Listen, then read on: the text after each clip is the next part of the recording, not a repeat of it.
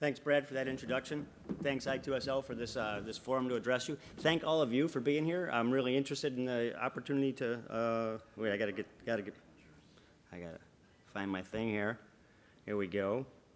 Thanks for the opportunity to address you and to talk about this subject. We're going to talk about how do we, about integrating lighting and daylighting control with HVAC. I'm trying to get that. Oh, it is projecting. Okay, very good. With HVAC control, how do we integrate those things? And I think it's a real timely topic because we've had a lot of discussion over the years at this conference on lighting and other subjects and other conversations about HVAC and HVAC control, and haven't had a lot of discussion about how we put those things together. So here's our learning objectives. You might have read this ahead of time. We're going to talk about how laboratory workers can influence the energy consumption in a facility. You've probably heard some of this about researcher engagement and how do we connect with them, how do we recognize and address the effect of occupants on energy use. We'll talk about some of the ways to specify integration, especially the most basic level of integration between lighting and HVAC controls.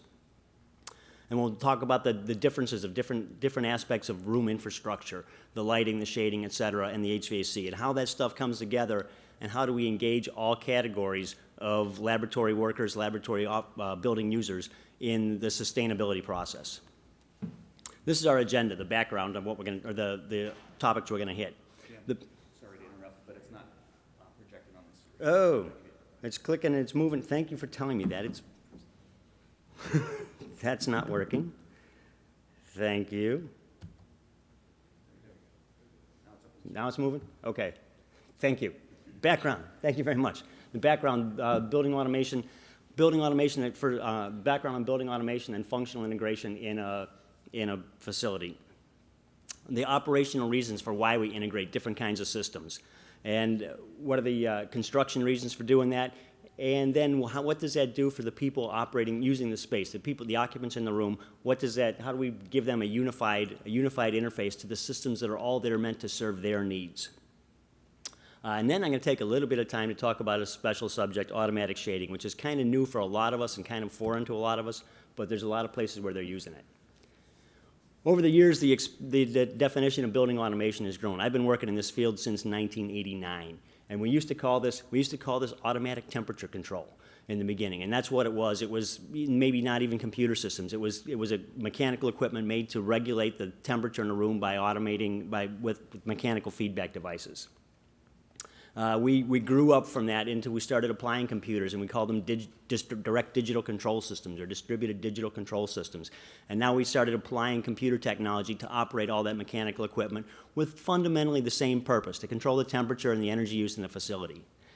But that definition has grown now, and today, instead of talking about DDC systems, we more often talk about building automation systems. And now we've taken off the blinders, we've widened the scope, and we've recognized that the people who automate a building and operate a building need to work with other kinds of systems as well, with maybe the exhaust fans on the roof, like Lance was just telling us about, but maybe it's the security systems, maybe it's the lighting, and that thing that used to just be a temperature control system has broadened in scope, and it does now a lot more for the building operators.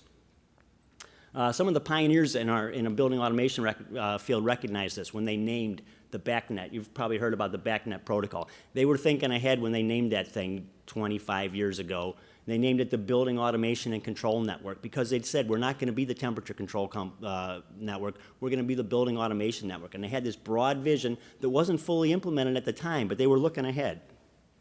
Others followed suit when there's another ASHRAE guideline called Specifying Building Automation Systems. Used to be named Specifying DDC Systems, and these people also, explicitly took the step of throwing off the blinders and broadening the scope. And I'm going to talk about that too. People I've met at this conference in past years have asked very pointed questions. Maybe some of you are in the design field, in the design realm, or the end users, and have asked questions like, why do you call that BAS if it doesn't do the lights? Okay, I've had that question asked pretty directly. Or why are you making me specify two different automation systems? Really, really good questions, and so we're gonna talk today about some new thinking on how to answer that. when we talk about integration, we talk about integrating things into the building automation system. What it means is we're going to take something that we used to think of as separate, and we're going to connect it one way or another. We're going to apply some technology to connect that to the building automation system. And when we're putting in something that seems to us like new, we call it integration, okay? And when we get used to doing it, we just call it building automation, and we realize, and we act like it was always there. But every time we bring something new in, we talk about integrating the chiller control or integrating the card access control. And we go through some pain to make that work and make that function for us. The reason we go through that, first of all, is to get operating efficiency. If there's something we can do in that building to bring these things, to make it all work better by bringing information from two systems that we used to think of as separate, that's usually the main driver to make us say, let's take that hurdle, go to the effort to integrate these systems. And it's usually to get some operating improvement. Sometimes it's also just for the construction efficiency. If we can run the construction project a little bit better, make things a little bit easier to put together by doing some integration, sometimes that's our motivation. And sometimes it's for the experience, the superior experience for the operators. The people in the building, the people who use this space, they might think of all their different equipment as separately, but they might think, this is my space, this is where I work, and I want this whole thing to work for me. And if you want to give them a unified impression of that whole thing, sometimes that's the reason to integrate. And we're going to talk about each of those in some depth today. Historically, these different aspects of room infrastructure came about separately, okay? They came about separately, and that doesn't mean they have to stay that way. That doesn't mean they have to stay separate. You might remember a few years ago, an executive at a technology company got a lot of headlines when he was talking about self-driving cars, and he said, audaciously, we consider it a bug that the car was invented before the computer. You might remember that quote. He got a lot of press for that. And what he meant was how from his point of view, it was silly that people were operating these machines when a computer could do it better. Okay, that was his point of view, agree with it or not. But he made this statement that history has put us in a situation that doesn't make sense. Let's break with history. Let's do something new. I'm not trying to be quite that audacious, but we're in a similar situation here. Historically, light switches and thermostats came about separately, okay? It was different things, and door locks. They all evolved separately, and they were separate pieces, and that's what they were, but we don't have to stay there, okay? It's time for us to take a step ahead, to look forward, and to say, what can we do? How can we make this all work better? So, similar line of thought here. We don't have to stay where history put us. Sometimes we take steps to move forward. And in this case, too, there's specific reasons why we want to do that, operational reasons why we want to start tying things together. You probably know that a lot of the energy we use in a laboratory facility is used pretty directly in service of things that the occupants need from us. If it's in the temperature control or the critical ventilation or the light they need to do their work, this stuff, we're using energy specifically to make the building work for the people who are in it. Lots of times the people aren't there, and they don't need us to spend that energy. And this is a really fundamental fact. This is actually what's paid for the development, absolutely paid for the development of building automation over the past decades, is the fact that people go home at night, okay? And there's an opportunity to turn things off and save some energy. There wouldn't be a building automation industry if it wasn't for the simple fact that when the people go away, you don't need to take care of them in the same way. Well, so like I said, that's actually completely funded the birth and growth of the building automation industry. The fact that we don't necessarily turn their things back, though, or turn them off, we call it setback. And what I want to talk about is a comprehensive approach to setback. We set back the thermostat, and we have a different system that's shutting off the lights. I want to talk about handling that directly or comprehensively so that we can take temperature control and ventilation control and shading and lighting and respond to the occupants all from a unified point of view, get this comprehensive setback of the entire infrastructure that supports people and can relax when they go away, okay? And that's what we're going to do by integrating these systems. There's a lot of people that are pushing this idea already. There's a couple of ASHRAE guidelines and standards in the work that are already not mandating or requiring, but suggesting that we start pulling together those occupancy-related features, those occupancy responses. This is how the building responds to the people, and we can look at unifying that.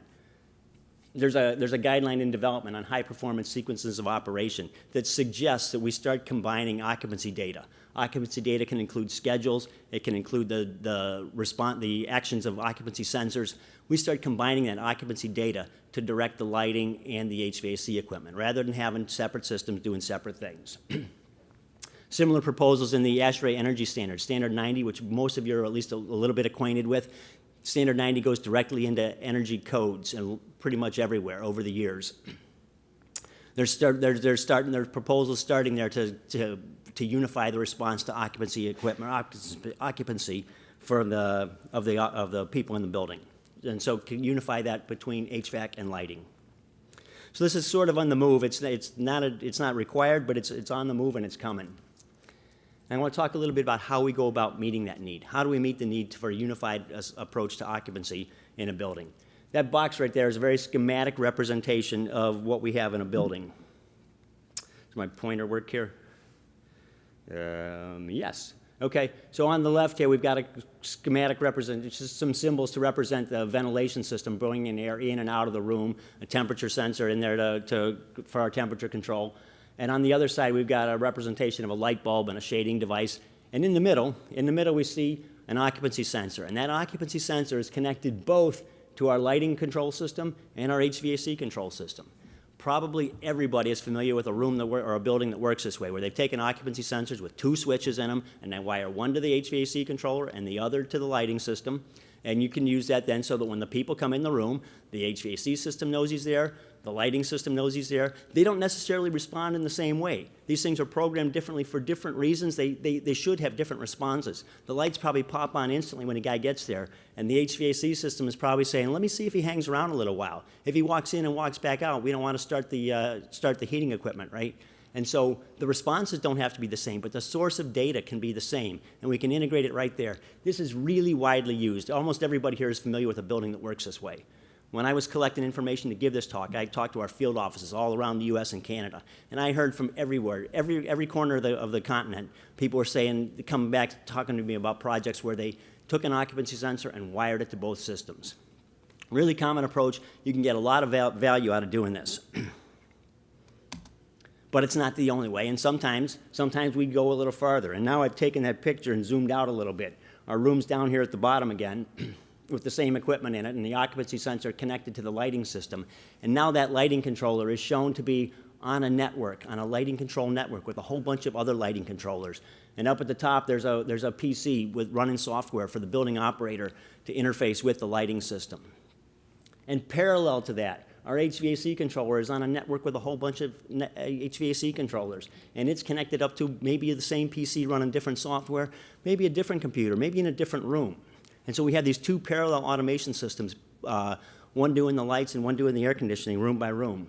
And up at the top, we're exchanging data between these. And now the data can be lots more than just the occupancy sensor. If we're working up at the top, for instance, we can also then put the schedules in the system in a unified way. We can put schedule in one system and let it exchange data so that we're not having to, if they want to schedule a holiday next week, we don't have to do that to the lighting system and do it separately to the HVAC system.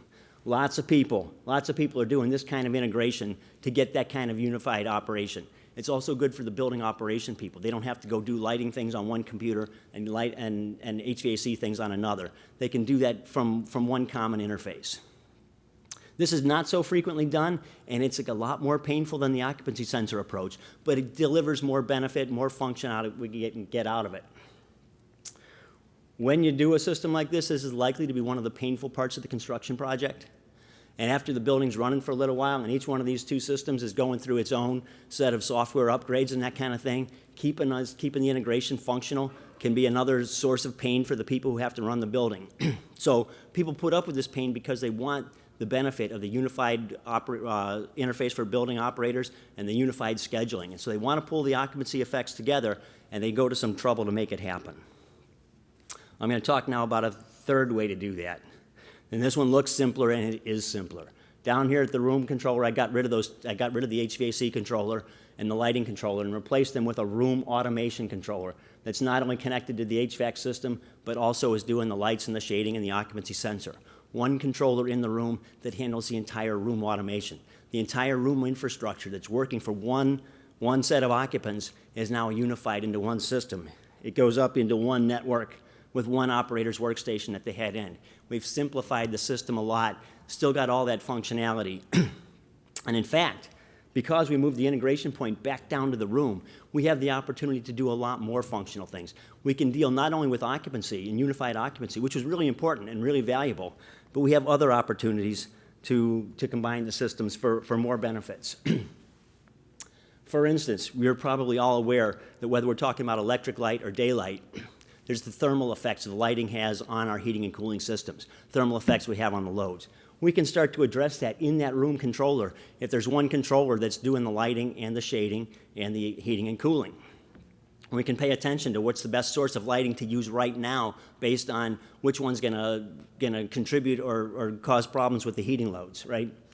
We can do a unified approach to demand limiting. On those hot summer days when the power plants are at peak output and peak pricing, we can do a unified response to demand limiting. We can send one demand limiting signal down the whole system, and whether we want to dim the lights a little bit or deploy the shades or adjust the cooling set points, we can do all of that from a unified point of view and make not only our setback coordinated, but our demand limiting can be now coordinated across these disciplines.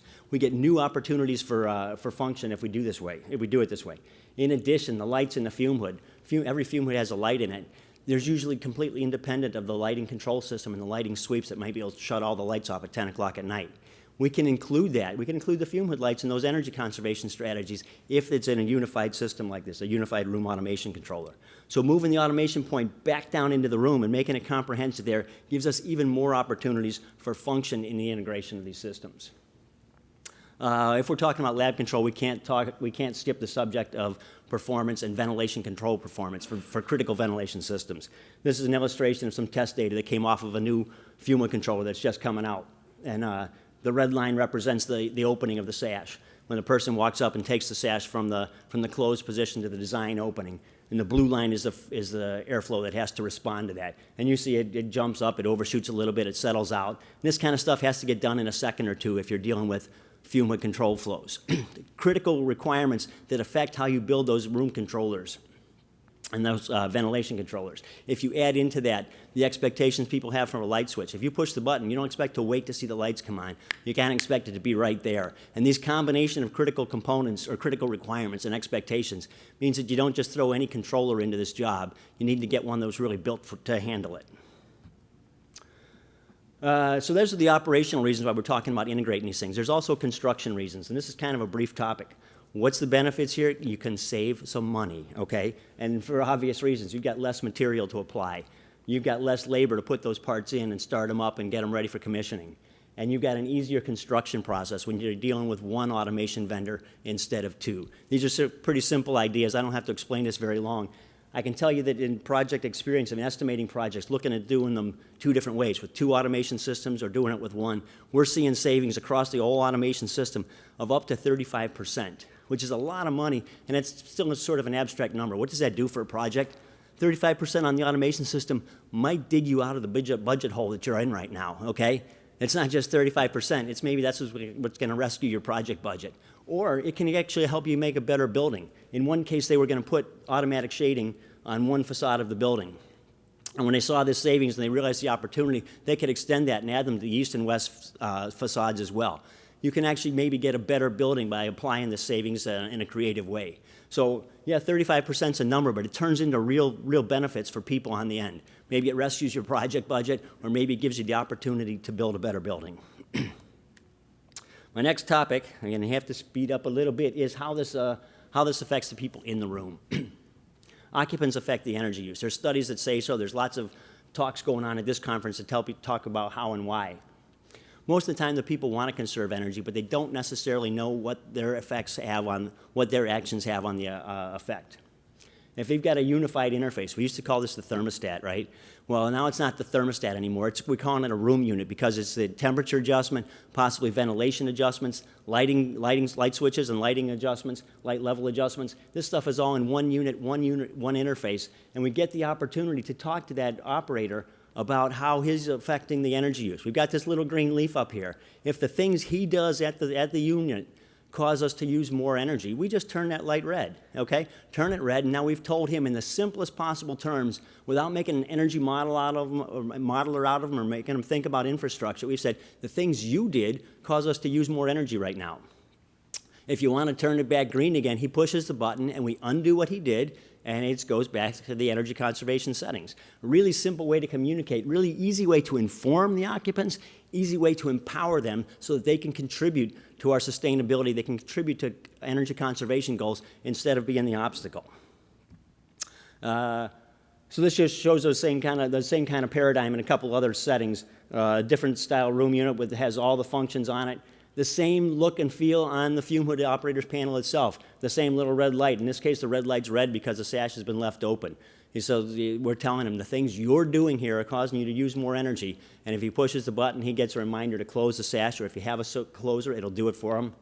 So these are the things we want to communicate to the occupants in the simplest possible way and help them contribute instead of to be part of the problem.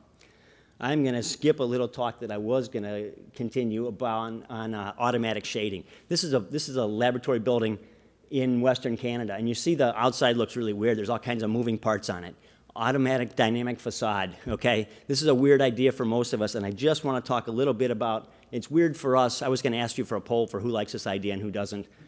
I'm going to say it grew up naturally. Some people think this is really commonplace. This is the center of the town where my company's headquarters is in Switzerland. And if you look closely, you see every one of these buildings has, these old buildings, these buildings are hundreds and hundreds of years old. They've had movable facade forever, these wooden shutters, okay? It's not weird to them, it's what they've always had. And they've got dynamic awnings, motorized awnings, and they've got sensors that retract those awnings when the wind's blowing, okay? So they have movable facade, they have motorized movable facade, they have automated movable motorized facade, and it all came about perfectly naturally. To them, they don't understand why you would build a building that doesn't have dynamic shading, and it's really foreign for us, but it's commonplace for them. I'm going to wrap up quickly here. I'm going to sort of recap. We talked about why we integrate lighting and shading, or excuse me, why we integrate lighting with HVAC controls, and some of the different ways to do it. And the primary motivation is to make the space work better for the people who run the building and the people who work in the building. We talked about different ways to do that and how that can affect construction costs and operating efficiencies. And we talked about the opportunity that we get to engage the occupants in energy conservation and sustainability so that they can help us instead of be the stumbling block. And with that, I'm open for questions, if we have time. I got time. I hope I stimulated some questions or comments. Yes, in the back we got one. So with all of the controls as far as integrating and programming that into the system, how do you do that programming, or what kind of effort is that to get that all integrated into a system? Well, for us, it's been a tremendous effort, but there's I got to pay attention to the line between a commercial presentation here and a technical presentation. There are some products on the market that have the HVAC control and the lighting controls built in, and you can buy a controller that has those built in, customizable controls packages made for a room, made for a laboratory room in particular, and those things. There are some options for that in the market. Is that the question? I'm not sure. So yes, it took a considerable effort to put it together, but it is available. Keith. Is the little red warning light that you left the lights on or left the sash open, whatever, is the little red warning light on the interface effective? Is it effective? We don't have a lot of operating experience with that right now. People like the idea, and the idea has been really well received with say, building specifiers. I don't know how well it's working for the occupants yet because there's not a lot of time in on that. So you're asking, do people pay attention to it? Exactly right. We don't have years of experience on that. We have relatively brief experience. Related with, go back to 2001 and how, instead of a little red light, a voice. Pardon me, instead of a light, what? A little red light, a voice, a verbal. Oh. Has anybody ever done anything with that? Not that I know of. Not that I know of. I can imagine people getting annoyed with that a little faster than the red light. I don't know. But I'm not aware of anybody trying that. Oh, more questions coming. Not a question, but a follow-up comment on that. I know that Oberlin College in the residence halls did kind of a visual indicator for energy consumption and use that was been pretty effective and has some pretty good measured data on it. Yeah? And then there's BJ Fogg at Stanford's Persuasive Technologies Lab that's done a bunch of different work on kind of kind of looking at how do you increase people's ability, because it's harder to impact motivation, so you really want to up their ability. So it seems to me like this kind of interface would be helpful with that. But again, the measure data would be really interesting to see in terms of actual impact. And ultimately, generally speaking, their time is more valuable than the energy that we're trying to get them to save, right? So there's kind of diminishing returns where they have to really have a lot of interaction with the interface. Right. So you're right. The people mostly like the idea, and you think if you inform the occupants, most of them will be interested in taking the positive step, and that idea is getting a lot of traction. We don't know how well it's really stacking up in terms of energy use. We don't have that data yet. Does that feedback from the building automation system so the operators can see the light? Oh yes, absolutely. Yeah, the operators on the building workstation graphics, you can put that same red light on there room by room if that's what they want to see, and sometimes they will. And you can actually give them the ability to push the button too, but that's kind of defeating the purpose, because what we meant to do with this is put it back in the occupant's hands. Oh, the light's red, but you know what? This is how I want the building to work right now. I need these lights on and that shade closed, right? If that's what he needs, he should make that decision. And so we don't encourage the idea that the building operator is going to get at that. We want to tell the occupant, right now you're using more energy, and put it back in his hands. Do I need to use that energy or don't I? And let him choose to leave the light red, or let him say, no, push the button, I don't need that. I'm thinking more from the standpoint of sending someone out to talk to them.